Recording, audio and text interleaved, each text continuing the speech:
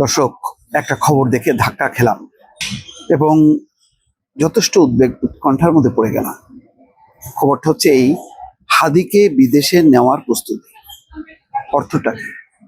তার এমন ক্রিটিক্যাল অবস্থা, গত 2-3 দিন থেকে ক্রিটিক্যাল অবস্থার মধ্যে আছে। তার মাথার মধ্যে, ব্রেনের মধ্যে গুলি ঢুকেছে, সেটা অপসারণ করা হয়েছে বলা হচ্ছে। তাহলে কি আসলে অপসারণ সত্ত্বেও তার পরিস্থিতিটা ভালো না? এখন ডাক্তারি অনেক হিসাব নিকাশ আছে, জটিল চিকিৎসা। এই ধরনের রোগীর ব্যাপারে আমি পূর্ণাঙ্গভাবে ধারণা দিতে পারবো না, কিন্তু যখন দেখছি যে হাদিকে বিদেশ নিতে চায় কেউ কেউ, বা নেওয়ার একটা প্রস্তুতি চলতেছে, মেডিকেল বোর্ড সেটা বলতেছে, তাহলে এই ক্রিটিক্যাল অবস্থায় তাকে কিভাবে নেবে? দেশের চিকিৎসকরা সব ব্যর্থ হয়ে গেল, তাহলে তো পরিস্থিতি খুবই বিপজ্জনক। মানে ভাবছিলাম যে মেডিকেল থেকে এভার কেয়ার হসপিটাল বাংলাদেশের সর্বোচ্চ, এখন বলা যায় উন্নত চিকিৎসা একটা প্রতিষ্ঠান, যেখানে বেগম খালেদা জিয়ার চিকিৎসা চলছে এবং বেগম খালেদা জিয়ার অবস্থাও খারাপ, তাকেও আগের অবস্থায় ফিরিয়ে আনার চেষ্টা করছে, তাকেও বিদেশে নেওয়ার মতন অবস্থা নেই। এর মধ্যে হাদির এই অবস্থা। তো হাদির এই অবস্থায় মানে আমরা জানি যে শরীরে অনেক গুলি ঢোকে, দেশেই গুলি বের করা হয় এবং মোটামুটি এই সক্ষমতা বাংলাদেশের আছে।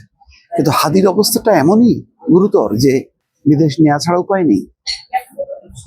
বিদেশে নেওয়া হোক অবশ্যই, মানে নিকটবর্তী অন্তত থাইল্যান্ডে, সিঙ্গাপুরে নেওয়ার চিন্তা ভাবনা করছে, ভালো।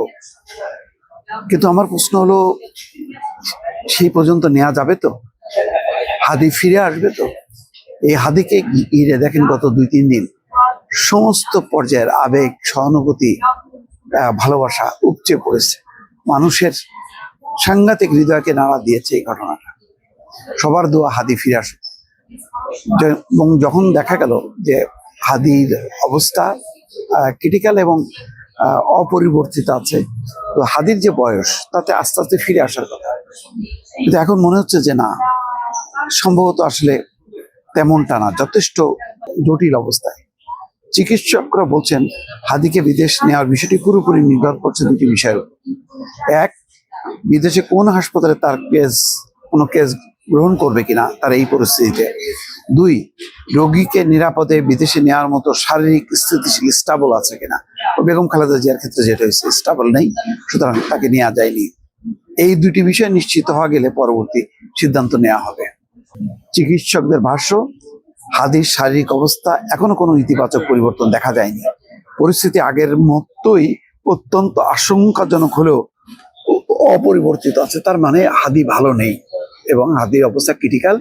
পরিস্থিতি যেহেতু একেবারে চিকিৎসকদের নিয়ন্ত্রণের বাইরে রয়েছে, সেই কারণে বাংলাদেশের এই চিকিৎসকরা ভাবছেন যে হাদিকে বিদেশে নেওয়া হোক, আরো উন্নত যদি কোনো চিকিৎসা থাকে।